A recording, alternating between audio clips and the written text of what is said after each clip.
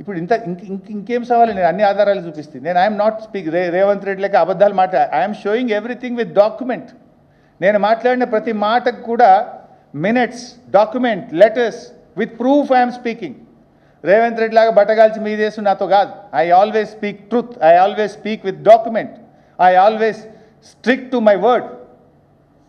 తర్వాత ఇంకా చాలా ఉంది భాయ్ సాబ్, నాది ఇంకెక్కడ ఇప్పుడే స్టార్ట్ అయింది.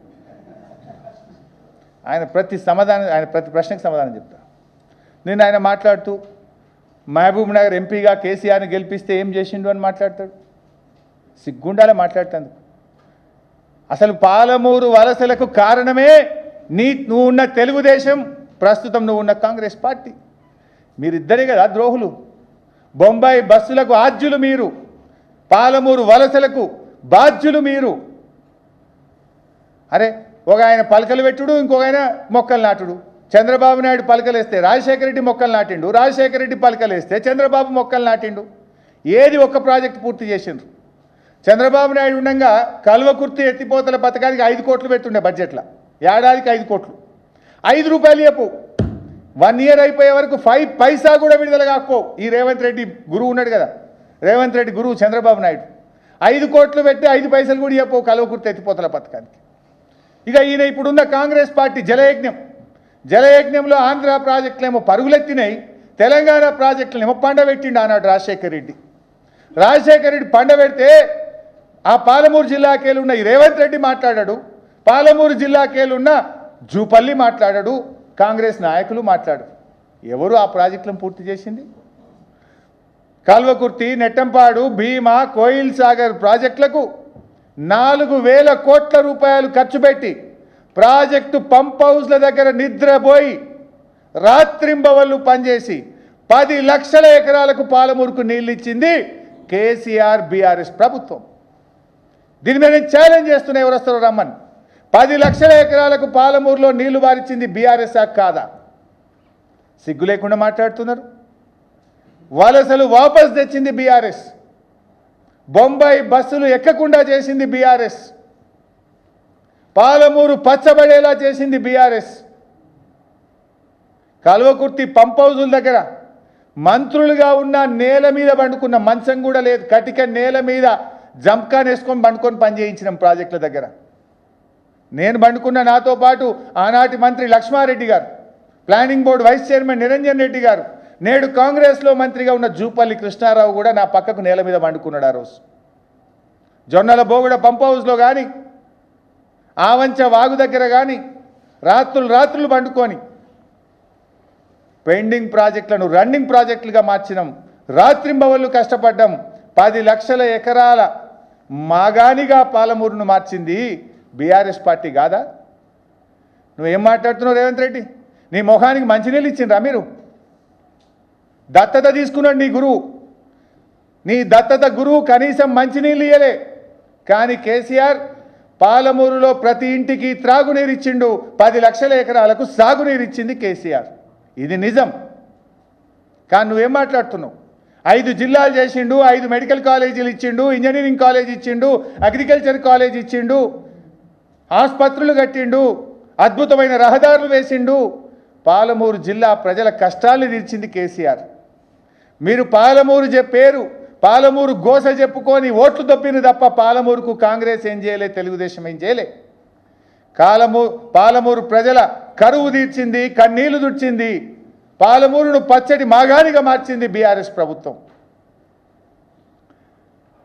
కల్వకుర్తిలో 3,07,000 ఎకరాలకు ఇచ్చినాం, నెట్టంపాడు 1,39,000 ఎకరాలకు ఇచ్చాం, భీమా 1,58,000 ఎకరాలకు ఇచ్చాం, కోయిల్ సాగర్ కింద 32,000 ఎకరాలకు ఇచ్చాం. అదే పాలమూరు జిల్లాలో పాపం ఆనాడు నిజాం నవాబ్ ఆర్డీఎస్ ప్రాజెక్టు కింద 87,500 ఎకరాలకు ప్రాజెక్టు కట్టిండు.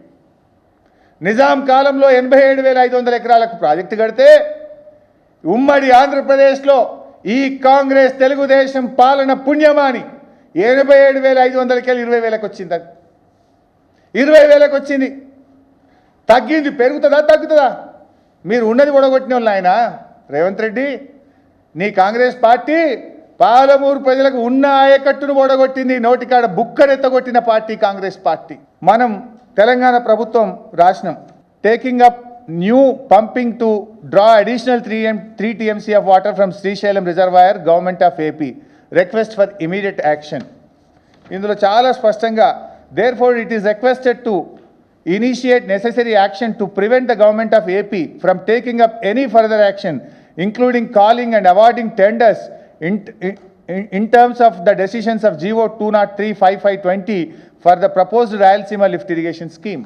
టెండర్లు పిలవనీయద్దు, పనులు జరగనీయద్దు, వెంటనే ఆపాలి అని ఆనాడు మనము జీవో వచ్చిన వారం రోజుల లోపల 12వ తారీఖు నాడు కేంద్ర ప్రభుత్వానికి ఆనాడు మనం రాసిన లేఖ. తర్వాత అక్టోబర్ 2, 2020 ఇది కేసీఆర్ గారు రాసిన లేఖ. ఇది వారి లెటర్ హెడ్ మీద కేసీఆర్ గారు కేంద్ర మంత్రి షెకావత్ గారికి రాసిన లేఖ. I want to express strong objections of Telangana to the taking up of expansion of Pothredipadu head regulator and the newly proposed Rayalaseema lift irrigation scheme by the Government of AP. Though Rayalaseema lift irrigation scheme was never sanctioned by any statutory body, Andhra Pradesh has proposed to lift 3 TMC per day from the bottom of Srisailam Reservoir and transport to the Penna and adjoining basis GO number 203 dated 5th May 20. Andhra Pradesh has gone ahead with the finalization of tenders for the work despite of our strong objections and the orders given by KRMB not to proceed with the project. It has also issued additional administrative sanction amounting to approximately 24,000 crores for the works related to transfer of Krishna water to the Penna basin. In these circumstances, we would like to request you to kindly direct Andhra Pradesh government to immediately stop these diversions, as in addition to being illegal, they will also be severely detrimental to projects sanctioned in Telangana region by the erstwhile combined state. Government of India must take immediate action and effective action to stop further diversion of Krishna water through Pothredipadu regulator and prevent Andhra Pradesh government from implementing the proposed Rayalaseema lift irrigation scheme and other allied works. ఇంత స్పష్టంగా ఇంత డీటెయిల్గా రాశారు. రాస్తూ ఇంకో మాట రాసిండ్రు. I request you to include the allocation of water issues raised in this letter as agenda in terms of second meeting of Apex Council. In addition, Government of India should issue immediate direction to Andhra Pradesh to stop work on expansion of Pothredipadu regulator and construction of Rayalaseema lift irrigation scheme. In order to enforce this, the operational control system of Srisailam Reservoir should be handed over to Telangana immediately. ఇది 2 October 2020 నాడు కేసీఆర్ గారు స్వయంగా కేంద్ర మంత్రి షెకావత్ గారికి Rayalaseema lift irrigation పనులు ఆపండి, మా అప్పటిదాకా శ్రీశైలం కంట్రోల్ మాకు ఇవ్వండి, సెకండ్ అపెక్స్ కమిటీ మీటింగ్లో ఎజెండాలో కూడా దీన్ని పెట్టి చర్చించాలి అని చెప్పి ఇంత స్పష్టంగా 8 పేజీల ఉత్తరం కేసీఆర్ గారు 2 అక్టోబర్ నాడు రాశారు. ఇది రాయలసీమ లిఫ్ట్. దీని మీద సెకండ్ ఎపెక్స్ కౌన్సిల్ మీటింగ్ కూడా 22 అక్టోబర్ 2020 అంటే 6th అక్టోబర్ నాడు జరిగింది సెకండ్ ఎపెక్స్ కమిటీ మీటింగ్. దాంట్లో కూడా క్లియర్గా కేసీఆర్ గారు దీన్ని అపోజ్ చేస్తూ ఎపెక్స్ కమిటీ మీటింగ్లో కూడా చాలా స్పష్టంగా మాట్లాడారు. అది కూడా చాలా డీటెయిల్గా ఉంది.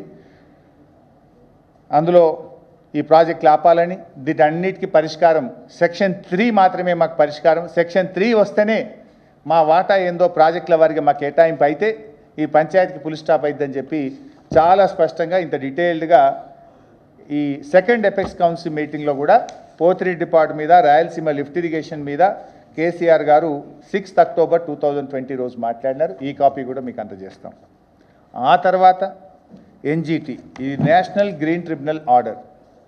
ఆనాటి మన additional advocate general Ramachandra Rao, Sanjeev Kumar special government pleader, Yasmin Ali వీళ్ళందరూ మనం కేసు వేస్తే గ్రీన్ ట్రిబ్యునల్లో స్టే వచ్చింది. ఆనాటి తెలంగాణ ప్రభుత్వం, బీఆర్ఎస్ ప్రభుత్వం రాయలసీమ లిఫ్ట్ మీద స్టే తెచ్చినాం. ఏమని? సో ఆర్డర్ లాస్ట్ పారా 59 చదువుతున్నా. So under such circumstances we are disagreeing with the findings of the committee that no environment clearance is required on the basis of the decisions made above and coming to the conclusion that the project requires prior environment clearance before it is launched, and without getting the environment clearance the project works cannot be proceed with. EC లేకుండా ఈ project పనులు ఆపేయండి, ఇది కొనసాగించడానికి వీలు లేదు అని ఈ ఆర్డర్ ఎవరు తెచ్చిండ్రు? బీఆర్ఎస్ ప్రభుత్వం కేసీఆర్ గారు తెచ్చింది. నిన్న రేవంత్ రెడ్డి మాట్లాడతాడు, రాయలసీమ లిఫ్ట్ ఇరిగేషను ఏదో రోజా గారి దగ్గర దీన్ని వదిలిపెట్టింది. ఒకటా రెండా ఎన్ని లెటర్లు చూపించిన మీకు ఇప్పుడు నేను? అసలు జీవో ఇయ్యకముందు వ్యతిరేకించినాం, జీవో ఇచ్చిన వారం తర్వాత వ్యతిరేకించినాం, తర్వాత నెలలో షెకావత్కు కేసీఆర్ గారు లేఖ రాసిండ్రు, అపెక్స్ కమిటీ కౌన్సిల్లో వ్యతిరేకించినాం, చివరికి గ్రీన్ ట్రిబ్యునల్ పోయి స్టే కూడా తెచ్చింది తెలంగాణ ప్రభుత్వం, పనులు ఆపించింది తెలంగాణ ప్రభుత్వం. నిన్న మీరు చూసిండ్రు ఈఏసీ ఎన్విరాన్మెంట్ అడ్వైజరీ కమిటీ మీటింగ్లో దాన్ని మీరు మొత్తం చేసిన పనులు ఆపివేయాలి, అది పూడ్చివేయాలని నిన్న ఎన్విరాన్మెంట్ అడ్వైజరీ కమిటీలో కూడా నిర్ణయం జరిగింది, విషయం బయటకు వచ్చింది. దానికి కారణం ఎవరు? కేసీఆర్ బీఆర్ఎస్ పార్టీ పోరాటం వల్ల, ఆ రోజు స్టే తేవడం వల్ల, ఈ పనులను నిరంతరం ఆపడం వల్ల ఇవాళ నిన్న పర్మనెంట్ ఆర్డర్ కూడా ఈఏసీ అనుమతి కూడా దాన్ని నిరాకరించింది. ఇది నిజం. కానీ రేవంత్ రెడ్డి పూర్తిగా పక్కదో పట్టిస్తూ వక్రభాష్యం చెప్తూ మేమేదో దగ్గరుండి రాయలసీమ లిఫ్ట్ కట్టించినన్ని అబద్ధాలు చెప్పిండు. ఎవడన్నా కొత్త వాళ్ళు వింటే ఏమనుకోవాలి? అబ్బా రేవంత్ రెడ్డి ఎంత మంచివాడు అనుకోవాలి, ఏదో నిజం అన్నట్టు. అబద్ధాలు ఆడడంలో ఆయనకు డాక్టరేట్ ఇవ్వచ్చు రేవంత్ రెడ్డికి, అందమైన అబద్ధాలు ఆడతాడు. డాక్టరేట్ ఏదైనా అబద్ధాలు ఆడడానికి డాక్టరేట్ ఇచ్చేది ఉంటే ఆ డాక్టరేట్ రేవంత్ రెడ్డికే వస్తుంది ఫస్ట్. బాబు ఇప్పుడు చెప్పింది ఈఏసీ ఎన్విరాన్మెంట్ అడ్వైజరీ కమిటీ, ఇదేమో నేషనల్ గ్రీన్ ట్రిబ్యునల్లో అప్పుడు స్టే తెచ్చినాం. దీనికి ఈసీ లేదు, ఇది అన్యాయం అని మనం పోయి కేసు వేసినాం. దాన్ని నిన్న ఈఏసీ ముందుకు పోతుంది. ఏ ప్రాజెక్ట్ అయినా అనుమతి రావాలంటే దేశంలో ఈఏసీ అనుమతి ఇవ్వాలి. ఈఏసీ దగ్గర పోయినప్పుడు మన హిస్టరీ అంతా బిల్డ్ చేసినాం కదా. ఇది కట్టొద్దని కేఆర్ఎంబీ చెప్పింది, కట్టొద్దని సెంట్రల్ వాటర్ కమిషన్ చెప్పింది, కేంద్ర ప్రభుత్వం చెప్పింది, తెలంగాణ ప్రభుత్వం నిరంతరం ఎప్పటి నుంచి 2020 నాడు జీవో వచ్చింది. కానీ మనం ఎప్పుడు రాసిన లెటరు? జనవరి 2020 నుంచి దీని మీద కేసు బిల్డ్ చేసినాం. అందువల్ల నిన్న ఈఏసీ అనుమతి ఏమని వచ్చింది? ఈ ప్రాజెక్ట్ కట్టడానికి వీలు లేదు అని ఆంధ్రప్రదేశ్కు ఈఏసీ అనుమతి నిరాకరించడమే కాక మీరు చేసిన పనులు పూర్తి చేయండి అని చెప్పింది. ఇది తెలంగాణ ప్రజల విజయం, ఇది బీఆర్ఎస్ పార్టీ నాటి పోరాట విజయం అని చెప్పక తప్పదు. నేనున్నా కదా, చాలదా? నేను దమ్ముంటే నాతో మాట్లాడమను.